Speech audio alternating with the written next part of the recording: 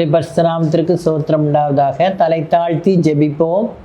எங்களை நேசிக்கிற எங்கள் அன்பின் தகப்பனே, இந்த வேலைக்காக நாங்கள் நன்றியோடு உம்மை துதிக்கிறோம் அப்பா, உம்மை ஸ்தோத்திரிக்கிறோம்.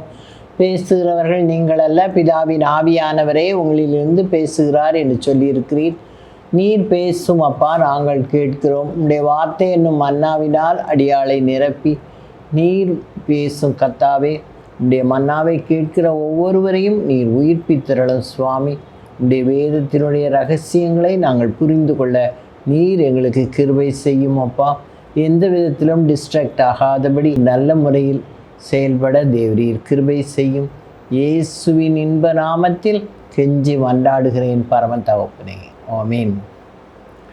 இன்றைக்கு நான் எடுத்துக்கொண்ட தலைப்பு, இயேசுவிடம் நாம் பெற்ற பாக்கியங்கள். என்ன பாக்கியங்கள்லாம் பெற்றோம் அப்படின்னு சொல்லி நம்ம பார்க்கும்போது, இயேசுவிடம் கொண்டு வரப்பட்டு சுகம் பெற்றவர். அப்படி நம்ம ஆண்டவரிடத்தில் நம்ம எதையாவது கொண்டு வந்து அவர்கள் சுகம் பெற்றார், அது ஒரு பாக்கியம் இல்லையா? இதுக்கு உதாரணமாக மார்க்கு 2:2 12 வரைக்கும் இந்த சம்பவம் கொடுக்கப்பட்டிருக்கிறது. இயேசு கப்பர்நகூமில் உள்ள ஒரு வீட்டிற்கு போனார். இதை அறிந்த மக்கள் வாசலுக்கு முன்பாக நிற்கக்கூடாதபடிக்கு அந்த இடத்துல பயங்கர கூட்டம். அப்போ ஒரு திமிர்வாதக்காரனை 4 பேர் சுமந்து கொண்டு வாசலில் வந்து பார்க்குறாங்க. உள்ளே நுழையவே முடியல. உடனே அவங்க என்ன செஞ்சாங்க, இயேசுவானவர் எங்கே நிற்கிறார் என்று பார்த்து அவருக்கு மேலாக உள்ள மேற்கூரையை பிரித்து திறப்பாக்கி திமிர்வாதக்காரன் கிடக்கிற படுக்கையோடு இயேசுவுக்கு முன்பாக இறக்கினார்கள். இப்போ நம்ம மார்க் 2:5 பார்த்தீங்கன்னா, இயேசு அவர்கள் விசுவாசத்தை கண்டு, எவர்கள் விசுவாசம்? அந்த தூக்கிட்டு வந்தவர்களுடைய விசுவாசத்தை கண்டு திமிர்வாதக்காரனை நோக்கி, மகனே, உன் பாவங்கள் உனக்கு மன்னிக்கப்பட்டது என்றார். உடனே எல்லாரும் முறுமுறுக்கிறாங்க. அங்கே இருக்கிறவங்கெல்லாம், அந்த பரிசேயர் சதுசேயர் எல்லாரும் முறுமுறுக்கிறாங்க. இவர் யார் பாவத்தை மன்னிக்கிறதுக்கு? அப்போ ஆண்டவர் என்ன சொல்லுகிறார்? 10வது வசனத்தில், பூமியிலே பாவங்களை மன்னிக்க மனுஷகுமாரனுக்கு அதிகாரம் உண்டு என்பதை நீங்கள் அறிய வேண்டும் என்று சொல்லி திமிர்வாதக்காரனை நோக்கி என்ன சொல்கிறார்? 11:12, நீ எழுந்து உன் படுக்கையை எடுத்துக்கொண்டு உன் வீட்டுக்கு போ என்று உனக்கு சொல்கிறேன் என்றார். உடனே அவன் எழுந்து தன் படுக்கையை எடுத்துக்கொண்டு, அவனுக்கு எழும்ப முடியாது, அசைய முடியாது, அப்படி இருந்தவன் இப்போ என்ன செய்கிறான்? எழுந்து அந்த படுக்கையை தூக்குற அளவுக்கு அவனுக்கு பலன் வந்துட்டு இப்படுக்கையை எடுத்துக்கொண்டு எல்லாருக்கும் முன்பாகவும் போனான். அப்பொழுது எல்லாரும் ஆச்சரியப்பட்டு, நாம் ஒரு காலம் இப்படி கண்டதில்லை என்று சொல்லி தேவனை மகிமைப்படுத்தினார்கள். இப்போ கப்பர்நகூமில் இப்படி ஒரு சம்பவம் நிகழ்ந்திருக்கிறது. இயேசுவிடம் கொண்டு வரப்பட்டு அந்த திமிர்வாதக்காரன் சுகம் பெற்றான். இதனால் தேவனுடைய நாமம் மகிமைப்பட்டது. அதுபோல நம்முடைய விசுவாசத்தையும் கர்த்தர் காண்கிறவராய் இருக்கிறார். நாம் விசுவாசத்தோடு தேவனிடத்தில் சேரும் பொழுது அவர் நமக்கு பெரிய காரியங்களை செய்கிறவராய் இருக்கிறார். இந்த அற்புத சுகம் கிடைக்க வேண்டுமானால் நம்முடைய பாவங்கள் கண்டிப்பாக என்ன செய்ய வேண்டும்? மன்னிக்கப்பட வேண்டும். யாக்கோபு 5ஆம் அதிகாரம் 15வது வசனத்தில் என்ன சொல்லப்பட்டிருக்குன்னா, யாக்கோபு 5:15, விசுவாசமுள்ள ஜெபம் பிணியாளியை இரட்சிக்கும், கர்த்தர் அவனை எழுப்புவார், அவன் பாவம் செய்தவன் ஆனால் அது அவனுக்கு மன்னிக்கப்படும். அவன் பாவம் செய்தவன் ஆனால் அது அவனுக்கு மன்னிக்கப்படும் என்று கர்த்தர் சொல்லுகிறார். அதனால் விசுவாசத்தோடு நம்ம ஜெபித்து, அதான் அந்த 4 பேருடைய விசுவாசத்தை கண்டு தான் ஆண்டவர் திமிர்வாதக்காரனை நோக்கி உன் பாவங்கள் உனக்கு மன்னிக்கப்பட்டதுன்னு சொல்லி, அதுக்கப்புறம் நீ எழுந்து உன் படுக்கையை எடுத்துக்கொண்டு உன் வீட்டுக்கு போ என்று சொன்னார். அவன் படுக்கையை எடுத்துக்கொண்டு அவர்களுக்கு நடுவாக நடந்து போனான். படுக்கையே எடுத்துக்கிட்டான். அவனுக்கு ஒன்றும் அசைய முடியாது. அவன் இப்போ எப்படி ஆயிட்டான்? நல்ல பூரண சுகமடைந்து நல்ல பலசாலியாக தன் வீட்டுக்கு போகிறான். அதனால் தேவ நாமம் அவன் நிமித்தம் மகிமைப்பட்டது. அப்போ அந்த ஆசீர்வாதத்தை அவன் கர்த்தரிடத்திலிருந்து பெற்றுக்கொண்டான். ஆகையால் நாமும் விசுவாசத்தோடு கர்த்தரை அண்டி சேர்வோம். அவர் நமக்கு எந்த வியாதியாக இருந்தாலும் அவளால் சுகம் கொடுக்க முடியும். அடுத்தது, இயேசுவே தேடி போய் சுகம் கொடுத்தார். எங்கே கொடுத்தார்? யோவான் 5:2 5:2 14 வரைக்கும் இந்த சம்பவம் கொடுக்கப்பட்டிருக்கிறது. இது நமக்கு எல்லாருக்கும் தெரிந்த இதுதான். பெதஸ்தா குளம் அது எங்கே இருக்கிறது? எருசலேமின் ஆட்டு வாசல் அருகே, எருசலேமில் உள்ள ஆட்டு வாசல் என்று சொல்லக்கூடிய இடத்துக்கு பக்கத்தில் ஒரு குளம் இருக்குது. அந்த குளத்துக்கு பேர் பெதஸ்தா குளம். ஏன் அந்த குளம் சிறப்பான குளம் என்று சொல்லப்படுகிறதுனா, அந்த குளத்தை சுற்றி மண்டபங்கள் இருக்கும். 5 மண்டபம் இருக்குது. அந்த மண்டபங்கள்லாம் யாரெல்லாம் படுத்திருப்பாங்களாம்? குருடர், சப்பானிகள், சூம்பின உறுப்புடையவர்கள், மேலும் வியாதியஸ்தர் எல்லாரும் அந்த இடத்துல என்ன செஞ்சுருக்காங்க? படுத்திருக்காங்க. ஏன் படுத்திருக்காங்கன்னா, அந்த தண்ணியை எப்போவாவது ஒரு தேவதூதன் வந்து கலக்குவான். கலக்கி அவன் வெளியே போன உடனே யார் முதல்ல இறங்குறாங்களோ எந்த வியாதியாக இருந்தாலும் அவங்க சுகமாயிடுவாங்க. இதுதான் எல்லாருக்கும் தெரிஞ்ச விஷயம். அதனால் அந்த இடத்துல நிறைய பேர் இருக்கிறாங்க. அவங்க சுகமாயி என்ன செய்கிறாங்க? போய்கொண்டே இருக்கிறார்கள். ஆனால் ஒருத்தன் மாத்திரம் அந்த இடத்துல 38 வருஷமாக அந்த இடத்துலையே கிடக்கிறான். 5வது வசனத்தை பாருங்கள். 38 வருஷம் வியாதி கொண்டிருந்த ஒரு மனுஷன் அங்கே இருந்தான். அவனை பார்த்தா பரிதாபமாக இருக்குது. 38 வருஷமும் ஒரே பெட்டில் அவன் படுத்து கிடக்கான். அவனுக்கு ஒன்றும் செய்ய முடியல. அவனை இயேசு கண்டு வெகு காலமாக வியாதியஸ்தன் என்று அறிந்து அவனை நோக்கி என்ன கேட்குறார்? நீ சொஸ்தமாக வேண்டும் என்று விரும்புகிறாயா அப்படின்னு ஆண்டவர் கேட்குறார். வியாதியஸ்தன் தெரியுது. அவன்கிட்ட என்ன கேள்வி கேட்குறாரு? நீ சொஸ்தமாக விரும்புகிறாயான்னு கேட்குறார். தேடி சென்று 38 வருஷமாக ஒரே படுக்கையில் கிடக்கிறவனை பார்த்து நீ சொஸ்தமாக விரும்புகிறாயா என்று கேட்கிறார். அப்போ அவன் சொன்ன பதில் என்னன்னா, ஆண்டவரே, தண்ணீர் கலக்கப்படும்போது என்னை தூக்கி கொண்டு போவதற்கு யாரும் இல்லை, எனக்கு உதவி செய்ய யாரும் இல்லை. நான் அப்படி தவுண்டு போனாலும் அதுக்கு முன்னாலே யாராவது ஒரு திறங்கை இறங்கிடுறாங்க. எனக்கு விட்டு கொடுக்கறதுக்கும் ஆள் இல்லை, கொண்டு போகிறதுக்கும் ஆள் இல்லை. அதனால் நான் ரொம்ப காலமாக இந்த இடத்துலையே படுத்திருக்கிறேன் என்று சொல்லி ஆண்டவர் இடத்துல சொல்கிறான். அப்போ இயேசு அவனை நோக்கி என்ன சொல்கிறார்? எழுந்திரு, உன் படுக்கையை எடுத்துக்கொண்டு நட. நீ படுத்தது போதும், நீ எழுந்திரு, உன் படுக்கையை எடுத்துக்கொண்டு நட என்றார். உடனே அந்த மனுஷன் சொஸ்தமாகி தன் படுக்கையை எடுத்துக்கொண்டு நடந்து போனான். அந்த நாள் ஓய்வு நாளாக இருந்தது. ஓய்வு நாளில் ஒன்றுமே செய்யக்கூடாது, ஒரு இடத்துலேருந்து ஒரு இடத்துக்கு போகக்கூடாது. அப்போ அது ஒரு பெரிய குற்றமாக அவங்க நினைக்கிறாங்க. பரிசேயர்களுக்கு ஆண்டவர் என்ன சொல்கிறாரு? நீங்கள் இப்படிலாம் செய்யக்கூடாது, இப்படி பேசக்கூடாதுன்றதை அவங்களுக்கு வெளிப்படுத்துகிறார். ஆனாலும் அவங்கள் உள்ளங்கள் ஆண்டவர் இடத்துல வரவே இல்லை. இவன் 38 வருஷமாக அவன் அதில் கிடந்தான், அவனை யாரும் பார்க்கல. இப்போ அவன் அந்த படுக்கை எடுத்துகிட்டு போனோன்னா அது ஓய்வு நாள், அதில் எழும்பி நடந்துட்டான்.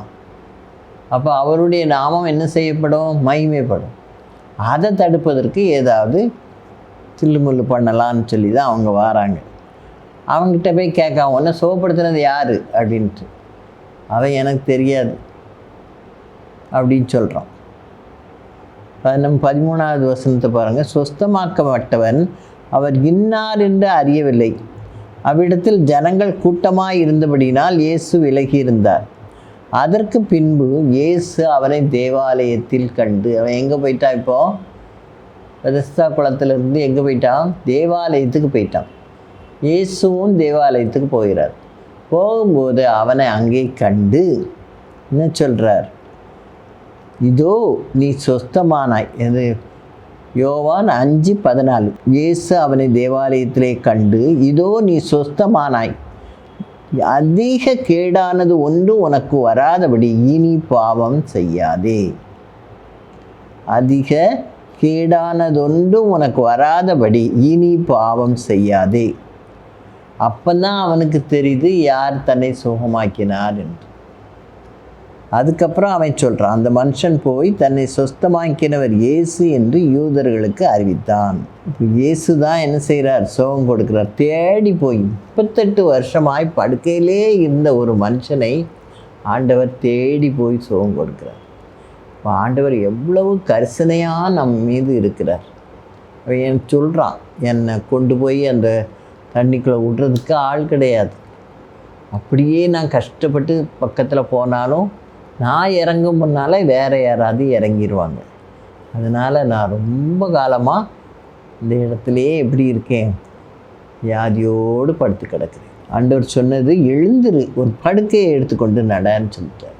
உடனே அவன் எழுந்து இந்த படுக்கையை எடுத்துக்கொண்டு நடக்கிற அளவுக்கு கர்த்தர் அவனுக்கு பலன் கொடுத்தார். எப்படி திமிர்வாதக்காரனுக்கு ஆண்டவர் பலன் கொடுத்தாரோ அதே போல் 38 வருஷமாய் பலவீனமாய் படுத்து கிடந்த, தன்னால் ஒன்றும் செய்ய முடியாத ஒரு நிலையில் கிடந்த அந்த மனுஷனுக்கு கர்த்தர் பலன் கொடுத்தார். அவன் தன் படுக்கையை சுமந்து கொண்டு போகிற அளவுக்கு அவனுக்கு பலன் கொடுத்தார்.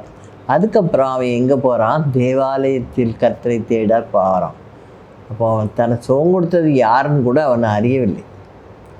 அங்கே போன பிறகு தான் இயேசுவானவர் அவனை பார்த்து, இதோ நீ சொஸ்தமானாய். அவனை பார்த்து ஆண்டவர் என்ன சொல்கிறாரு? நீ சொஸ்தமானாய், அதிக கேடானது ஒன்றும் உனக்கு வராதபடி இனி பாவம் செய்யாதேன்னு சொல்லி அவனை சொல்கிறார். இயேசு தேடி போய் அவனுக்கு சுகத்தை கொடுக்கிறார். அதுபோல் நம்முடைய தேவனை நாம் தேடி போகும்போது நாம் போக வேண்டாம், அவரே நம்மை தேடி வந்து நமக்கு நல்ல சுகத்தை கொடுக்கிறது தேவனாக இருக்கிறார். தம்மையே சிலுவையில் ஒப்பு கொடுத்து அந்த இரத்தத்தினால் அந்த தழும்புகளால் நமக்கு சுகம் கொடுக்கிற தேவனாக இருக்கிறார். அந்த பாக்கியத்தை நாம் பெற்றுக்கொள்கிறவர்களாக இருக்க வேண்டும். எப்படி அந்த 38 வருஷமாய் படுக்கையில் இருந்த மனுஷனுக்கு அந்த பாக்கியம் கிடைத்ததோ அதுபோல் நமக்கும் கர்த்தர் அந்த பாக்கியத்தை கொடுக்க அவர் வல்லவராயிருக்கிறார். 3வது, இயேசுவே தேடி போய் பிசாசு பிடிச்சவனுக்கு இருந்த பிசாசை தேவன் விரட்டினார் இயேசு. அது எங்கே இருக்குன்னா, மார்க் 5ஆம் அதிகாரம் 2 முதல் 20 வசனங்களில் நம்ம பார்க்கும்போது, இவர் படகுலேருந்து இறங்குறார். இறங்கி கதரேனருடைய நாட்டில் வந்தார். அவர் படகுலேருந்து இறங்கின உடனே 2வது வசனத்தில் அப்படி தான் போட்டிருக்கு. அவர் படவிலிருந்து இறங்கின உடனே அசுத்தாவி உள்ள ஒரு மனுஷன் பிரேத கல்லறைகளில் இருந்து அவருக்கு எதிராக வந்தான். அவன் அந்த கல்லறையில் எப்படி இருப்பானா, விலங்குகள் மாட்டப்பட்டவனாக, கையிலெல்லாம் விலங்கு மாட்டியிருக்கும், சங்கிலி எல்லாத்தையும் தரித்து போட்டுருவான். என்ன போட்டாலும் அவனை அடக்க முடியாது. அவ்வளோ ஒரு ஆக்ரோஷமாக இருப்பான். தன் சரீரத்தை என்ன செய்வானா, கல்லை வச்சு கிழிச்சிக்கிட்டே இருப்பான். அவ்வளோ ஒரு பரிதாபமான நிலையில் இருந்து கூக்குரலிட்டுக்கிட்டு, இரவும் பகலும் கூக்குரலிட்டு கொண்டிருப்பான். கல்லறை தான் அவனுக்கு குடியிருப்பு. அப்படி அவன் பிசாசுகளினால் அலக்களிக்கப்பட்டு கொண்டிருந்தான். அவன் இயேசுவானவரை பார்த்த உடனே அவன் என்ன செய்கிறான் பாருங்க, தூரத்திலே கண்டபோது ஓடி வந்து அவரை பணிந்து கொண்டு, பிசாசு பிடித்தவன் என்ன செய்கிறான், தூரத்திலேயே அவரை கண்டு இயேசுவானவர் அந்த இடத்துக்கு வாராரு. அந்த கல்லறைகளில் இருந்த அந்த மனுஷன் ஓடி வந்து அவருடைய பாதத்தில் பணிந்து கொண்டு, இயேசுவே, 7ஆம் வசனத்தை பாருங்க, இயேசுவே உன்னதமான தேவனுடைய குமாரனே, எனக்கும் உமக்கும் என்னை வேதனைப்படுத்தாதபடிக்கு தேவன் பேரில் உமக்கு ஆணை என்று மிகுந்த சத்தமாய் சொன்னான். அப்போ இயேசுவானவர் என்ன செய்கிறார், அவனுக்குள்ள இருக்கிற பிசாசுகளை புறப்பட்டு போன்னு சொல்லி அதட்டினார். உடனே அந்த பிசாசுகள் என்ன சொல்லுதுன்னா, நாங்கள் அநேகராக இருக்கிறபடியால் எங்களுடைய பேர் என்னது, லேகியோன்னு சொல்லுது. அப்புறம் அந்த பிசாசுகள் எல்லாம் அந்த பக்கத்தில் மேய்ந்து கொண்டிருந்த பன்றிகளுக்குள் எங்களை போகும்படி செய்யும், எங்களை இப்படி அலைய விட்டுறதையும் எங்களை அந்த பன்றிகளுக்குள்ளே போகும்படி செய்யும்னு சொல்லி ஆண்டவர்கிட்ட பிசாசுகள் வேண்டுகிறது. உடனே ஆண்டவர் என்ன சொல்கிறார், சரி போங்க அப்படின்னு சொல்லிடுவார்.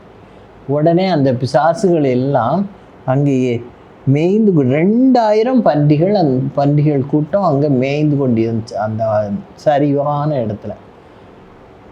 அது எல்லாத்துக்குள்ளேயும் அந்த பிசாசுகள் போய் அந்த பன்றிகள் எல்லாம் என்ன செய்யுது, மலையிலேருந்து அவ்வளவு எங்கே உழுதான் அப்படியே கடலுக்குள்ளே பாய்ந்து கடலில் அமிழ்ந்து மாண்டது. அவ்வளோ லேகியோன் பிசாசுகள் எல்லாம் மறைந்து போயிடுச்சு.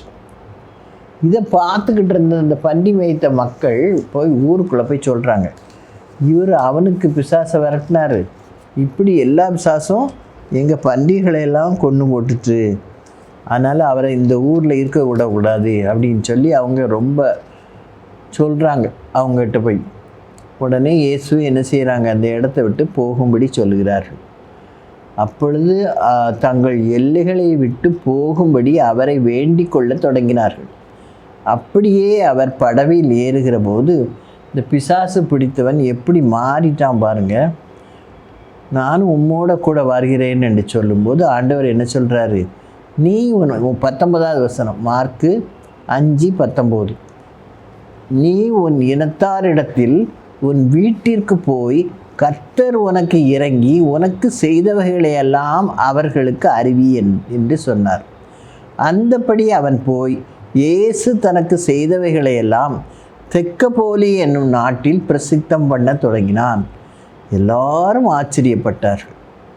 அப்புறம் இயேசு படகில் ஏறி மறுபடியும் அதே இடத்துக்கு வரார். முதல்ல அந்த இடத்த விட்டு சீக்கிரமாக போங்க, எங்கள் பன்றிகளெல்லாம் இறந்து போச்சுன்னு சொல்லி விரட்டுறாங்க.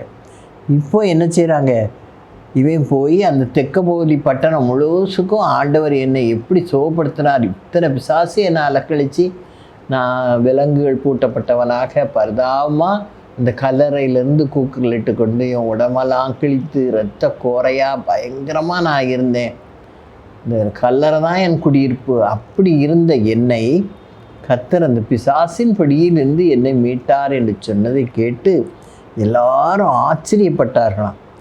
அப்புறம் ஆண்டவர் படவில் ஏறி மறுபடியும் அக்கறைக்கு வந்து கடலோரத்தில் இருந்தபோது திரளான ஜனங்கள் அவரிடத்தில் வந்து அவரோடு அவர் எங்கள் கூட வாரோம், எங்கள் வீட்டுக்கு வாரோம் அப்படின்னு சொல்லி அழைக்கிற அளவுக்கு மாறிவிட்டார்.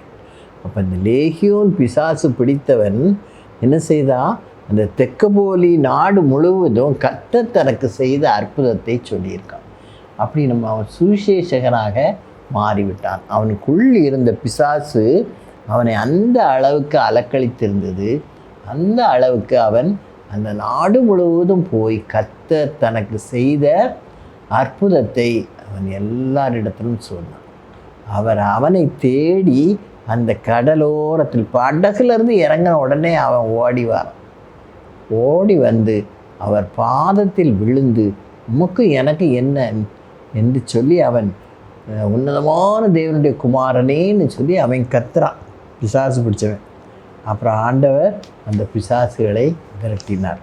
அப்போ அது நின்று அவனுக்கு விடுதலை கிடைத்தபடியால் அவன் எல்லா மக்களிடத்திலையும் சொல்லி அவர்களையெல்லாம் ஆண்டவரிடத்தில் வழி நடத்தினபடியால் மறுபடியும் எங்கள் ஊருக்கு வாங்கன்னு சொல்லி அவரை அழைக்கிற அளவுக்கு மக்கள் அவரை தேடி வந்தார்களாம். அந்த பிசாசு பிடித்தவன் இடத்தை கர்த்தர் தேடி சென்று அவனுடைய பிசாசுகளை விலக்கி அந்த தெக்கப்போலி நாடு முழுவதும் ஆண்டவரண்டை வழிநடத்தப்படுவதற்கு அந்த பிசாசு பிடித்தவன் ஒரு காரியமாக இருந்தான். அவன் எப்படி இருந்தானா, வஸ்திரம் தரித்து அவன் அழகாக நீட்டாக கர்த்தருடைய பாதத்தில் உட்கார்ந்திருந்தான்.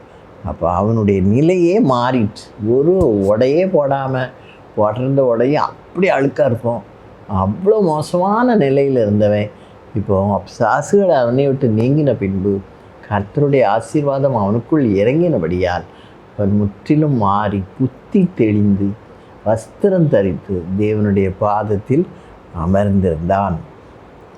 அடுத்தாப்புல பார்வை இழந்தவன் இயேசுவை கண்டு பார்வை பெற்று சுகம் பெற்றான். இது ஒரு சிறந்த பாக்கியம். அவன் காத்திருக்கிறான். இயேசுவானவர் என்பவர் என்ன செய்வாராம், குருடர்களுக்கு சுகம் கொடுப்பார், சப்பாடிகளை நடக்க வைப்பார், திமிர்வாதக்காரனை. இப்போ இந்த செய்தியை அவன் கேள்விப்பட்டிருக்கிறான். அதனால் அவன் என்ன செய்கிறான், இந்த வழியை நம்ம உட்கார்ந்துருக்கிற இடத்தின் வழியாக என்னைக்காவது அவர் போகமாட்டாரான்னு அவளோடு அவன் காத்திருக்கிறான். அன்னைக்கு அவன் எங்கேயும் வீதியில் உட்கார்ந்துருக்கும் போது நிறைய ஆட்கள் நடந்து போகிற மாதிரி சத்தம் கேட்கு அவனுக்கு. உடனே என்ன திரளான கூட்டம் வர்ற மாதிரி இருக்கே, என்ன விஷயம்னு கேட்கும்போது இயேசுவானவர் வருகிறார். உடனே அவனுக்குள்ள விசுவாசம் பலத்து விட்டது. உடனே தாவீதின் குமாரனே எனக்கு இறங்கும் என்று பயங்கரமாக சத்தம் போடுறான். இது மார்க் 10ஆம் அதிகாரம் 47லேருந்து 52 வரைக்கும் இந்த சம்பவம் கொடுக்கப்பட்டிருக்கிறது. இல்லை 47வது வசனத்தில் தான் அவன் சத்தம் போடுறான், இயேசுவே தாவீதின் குமாரனே எனக்கு இறங்கும் என்று கூப்பிட தொடங்கினான். உடனே பக்கத்தில் போகிறவங்களாம் சத்தம் போடாத அமைதியாரு அப்படின்னு சொல்லுவாங்க இல்லையா, அப்படியே அதட்டினார்கள். உடனே அவன் இன்னும் அதிகமாய் கத்தினான். உடனே இயேசு என்ன செய்து விட்டார், நின்று விட்டார். தன்னை கடந்து போடாதபடி அவனுடைய சத்தம் அவனுடைய காதில் விழும்படி அவன் கத்தினான். உடனே அவன் நின்று அவனை என்ன செய்கிறார், அழைக்கிறார். அழைச்ச உடனே அவன் சீஷர்கள் போய் அவனை கூப்பிட்டு, திடன்கொள், எழுந்திரு, உன்னை அழைக்கிறார் என்றார்கள். இந்த சத்தத்தை அவன் கேட்ட உடனே அவன் மேலே குருடன்னு ஒரு போர்வை போட்டிருப்பான். பிச்சை எடுக்கிறவங்கெல்லாம் அப்படி குருடனாக இருந்தால் அப்படி போட்டுக்கிடுவாங்களாம். அது மாதிரி ஒரு போர்வை போட்டு தன்னை மூடியிருப்பான். அந்த போர்வையை தூக்கி எரிஞ்சிட்டு, எவ்வளோ விசுவாசம் அவனுக்கு இருக்குது பாருங்க. இயேசுவானவரால் தன்னை சுகப்படுத்த முடியும் என்பதற்காக அப்படி சத்தம் போட்டான். இப்போ அவர் தன்னை அழைத்த உடனே தன் மேல் இருந்த போர்வையை தூக்கி எரிந்து விட்டு அவரிடத்தில் வருகிறார். வந்த உடனே ஆண்டவர் அவனை பார்த்து கேட்கிறார். 51வது வசனம், இயேசு அவனை நோக்கி, நான் உனக்கு என்ன செய்ய வேண்டும் என்று இருக்கிறாய் என்றார். அதற்கு அந்த குருடன், ஆண்டவரே, நான் பார்வை அடைய வேண்டும் என்றான். இயேசு அவனை நோக்கி, நீ போகலாம், உன் விசுவாசம் உன்னை ரட்சித்தது அப்படின்னு சொன்ன மாத்திரத்திலே அவன் பார்வை பெற்று அவருக்கு பின்னால் ஊழியம் செய்கிறவனாக மாறிவிட்டான். அப்படி கர்த்தர் நமக்கு கொடுக்க ஆசீர்வாதம், அவரே அவனை தேடி அழைத்து அவனுக்கு சுகத்தை கொடுக்கும். நான் உனக்கு என்ன செய்யணும்னு கத்துற அப்படின்னு சொல்லி கேட்குற மாதிரி கேட்குறார். உடனே அவன் என்ன சொல்கிறான், நான் பார்வையடைய வேண்டும்னு கேட்ட உடனே ஆண்டவர், உன் விசுவாசம் உன்னை ரட்சித்தது. அவனுடைய விசுவாசத்தை தான் ஆண்டவர் பார்க்குறாரு. உன் விசுவாசம் உன்னை ரட்சித்ததுன்னு சொல்லி அவனுக்கு கண் பார்வையை கொடுக்க, பார்வை அடைவாயாக என்று சொல்லி உன் விசுவாசம் உன்னை ரட்சித்ததுன்னு சொல்கிறார். அடுத்தது கடைசியாக நம்ம பார்க்கும்போது, இயேசுவை மேசியாவாக கண்டு கொண்ட பாக்கியம். எத்தனையோ பேர் இயேசுவை பற்றி கேள்விப்படுகிறோம். அவர்தான் நம்மை ரட்சிக்க வந்த மேசியா என்று அறிந்திருக்கிறோமா என்ற கேள்வியை நாமே ஆராய கேட்போம். இது யோவான் 4ஆம் அதிகாரம் 5 முதல் 29, 39லிருந்து 42 வரைக்கும் சம்பவம் கொடுக்கப்பட்டிருக்கிறது. இயேசுவானவர் ஊழிய பாதையில் அவர் நடந்து தான் எல்லா இடத்துக்கும் ஊழியம் செய்தார். அதே மாதிரி அவர் சிகார் என்ற இடத்துல அவருக்கு ரொம்ப டயர்டாயிற்று. அதனால் அவர் என்ன செய்கிறார், ஒரு யாக்கோபு கிணற்றின் அருகில் இளைப்பாறுவதற்காக உட்கார்ந்தார். சீஷர்கள் ஊருக்குள் போய் அவருக்கு ஏதாவது போஜனம் வாங்கிட்டு வரலான்னு சொல்லி போஜன பதார்த்தத்தை தேடி அவங்க உள்ளே போகிறாங்க. ஊருக்குள்ளே போயிட்டாங்க. அந்த நேரத்தில் ஒரு சமாரியா ஸ்திரீ என்ன செய்கிறா, குடத்தோடு வாரா. குடத்தை தூக்கிக்கிட்டு அந்த இதில் தண்ணி எடுப்பதற்காக வருகிறாள். ஒரு ஸ்திரீ தண்ணீர் முள்ள வந்தாள். இயேசு அவளை நோக்கி, தாகத்துக்கு தா என்றார். உடனே அந்த சமாரிய ஸ்திரீ என்ன சொல்கிறார், நீ யூதனா இருக்க, என்னிடத்தில் தாகத்துக்கு தா என்று எப்படி கேட்ப அப்படின்னு சொல்லி இயேசுவை பார்த்து கேட்குறான். இயேசுவினுடைய சாயலை பார்த்த உடனே அவர் யூதன் என்பதை அவள் புரிந்து கொண்டாள். யூதர்கள் சமாரியர்களை மதிக்க மாட்டாங்க. சமாரியர்களை தங்கள் கீழ்ப்பட்டவர்களாக நினைப்பார்கள். சமாரியர்கிட்ட தண்ணி கேட்கியே அப்படின்னு சொல்லி அந்த சமாரிய ஸ்திரீ இயேசுவை பார்த்து கேட்குறார். அப்போ இயேசுவானவர் அவளுக்கு என்ன சொல்கிறாருன்னா, நீ தேவனுடைய ஈவையும் தாகத்துக்கு தா என்று உன்னிடத்தில் கேட்கிறவர் இன்னார் என்பதையும் அறிந்திருந்தாயானால் நீயே அவரிடத்தில் கேட்டிருப்பாய், அவர் உனக்கு ஜீவ தண்ணீரை கொடுத்திருப்பார். தேவனிடத்தில் என்ன தண்ணீர் உண்டு? ஜீவ தண்ணீர். அந்த ஜீவ தண்ணீரை குடிக்கிறவர்களுக்கு எப்படி இருக்காதான், ஒரு நாளும் தாகம் ஏற்படாது. 14வது வசனம், நான் கொடுக்கும் தண்ணீரை குடிக்கிறவனுக்கு ஒரு காலம் தாகம் உண்டாது. நான் அவனுக்கு கொடுக்கும் தண்ணீர் அவனுக்குள்ளே நித்திய ஜீவ காலமாய் ஊறுகிற நீரூற்றாய் இருக்கும் என்றார்.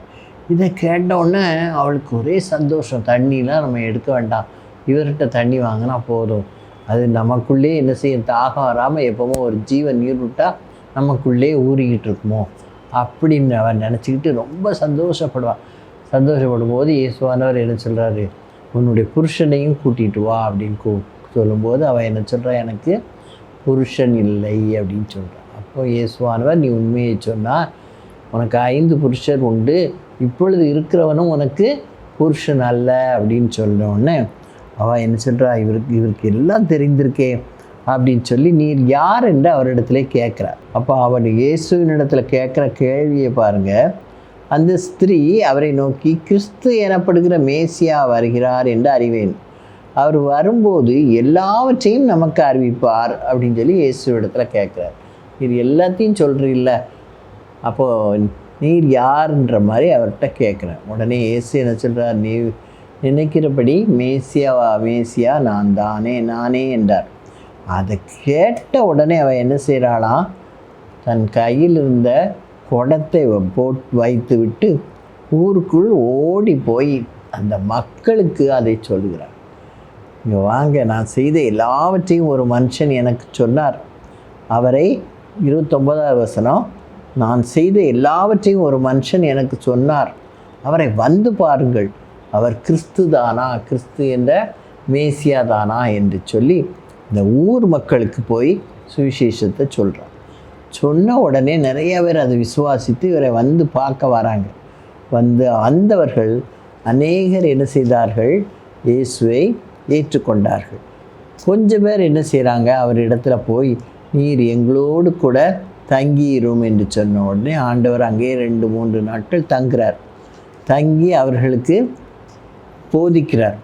அவர் எப்போவுமே தேவனுடைய ராஜ்யத்தையும் அதை குறித்ததான போதனைகளையும் மக்களிடத்தில் சொல்லிக்கொண்டே இருப்பார்.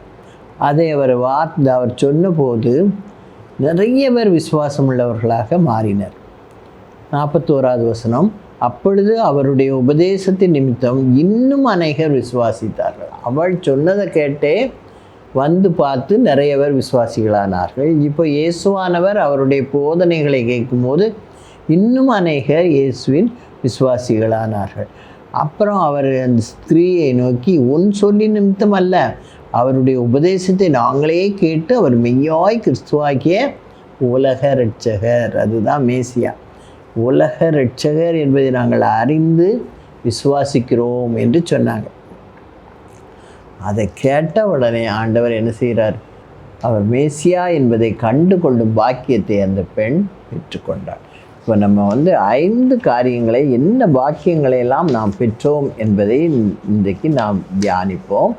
முதலாவது எதை பார்த்தோம், இயேசுவிடம் பெற்ற பாக்கியங்கள்.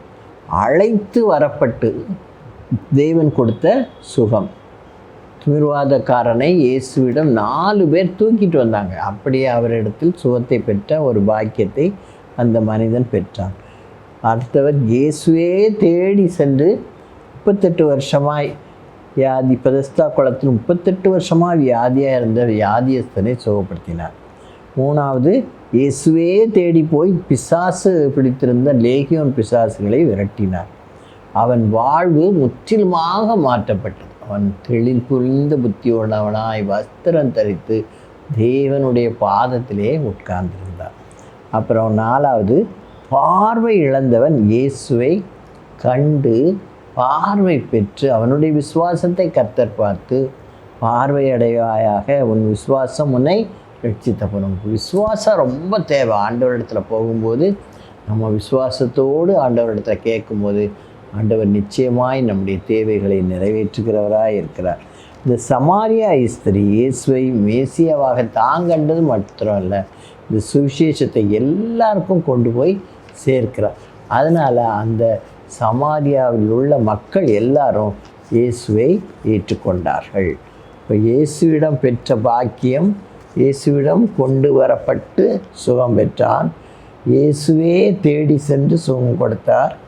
இயேசுவே தேடி சென்று பிசாசை விரட்டி சுகம் கொடுத்தார். இயேசுவிடம் அழைத்து வரப்பட்டு பார்வை பெற்றான். தேடி சென்று இயேசுவே தம்மை மேசியாவாக ஒரு பெண்ணுக்கு வெளிப்படுத்தினாள். அவள் அந்த ஊரார் எல்லாருக்கும் இயேசுவை மேசியாவாக ஏற்றுக்கொள்ளும்படி ஒரு வழியை காண்பித்தார். அதுபோல் கர்த்தர் நமக்கு நிறைய தருணங்களை கொடுக்கிறார். அதை நாம் அவருக்கென்று பயன்படுத்துவோம். தலை தாழ்த்தி ஜெபிப்போம். எங்களை நேசிக்கிற எங்கள் அன்பின் தகப்பனே, நாங்கள் உம்மிடத்தில் பெற்ற பாக்கியங்களை மற்றவர்களுக்கு வெளிப்படுத்துகிறவர்களாய் அது நிமித்தம் உம்முடைய நாமம் மகிமைப்படும்படி நாங்கள் நடக்கத்தக்கதாக இயேசுவே நீர் காத்து கொள்ளும் அப்பா. ஆண்டவரே, இந்த செய்தியை கேட்ட ஒவ்வொருவருக்கும் நாமும் அப்படி வாழ வேண்டும். கர்த்தரிடத்தில் விசுவாசம் உள்ளவர்களாய் மாற வேண்டும். நாம் மற்றவர்களுக்கு பிரயோஜனமான ஒரு காரியம் செய்கிறவர்களாக இருக்க வேண்டும் என்ற ஒரு உணர்வான இருதயத்தை கொடுமப்பா. ஆண்டவரே, உம்மை தேடுகிறவர்கள் ஒருபொழுதும் வெட்கப்பட்டு போவதில்லை சுவாமி. நீரே தேடி சென்று சிலரை சுகப்படுத்தி இருக்கிறீரப்பா. ஆண்டவரே, அந்த மேலான பாக்கியங்களை நாங்களும் பெற்றுக்கொண்டு விசுவாசத்தோடு கடந்து செல்ல தேவரீர் கிருபை செய்யும் அப்பா. இந்த கிராஸ் டிவிக்காக ஜெபிக்கிறேன். அதற்கென்று எடுக்கிற ஒவ்வொரு முயற்சிகளையும் தேவரீர் ஆசீர்வதியும். நீரே காத்து கொள்ளும், நீரே வழி நடத்தும். இயேசுவின் இன்ப நாமத்தில் கெஞ்சி மன்றாடுகிறேன் பரம தகப்பனே, ஆமீன். இதுவரைக்கும் கர்த்தரிடத்தில் பெற்ற பாக்கியங்கள் என்ற தலைப்பில் தியானித்தோம். தேவன் தாமே நம் ஒவ்வொருவரையும் ஆசீர்வதித்து வழி நடத்துவாராக. God bless you all.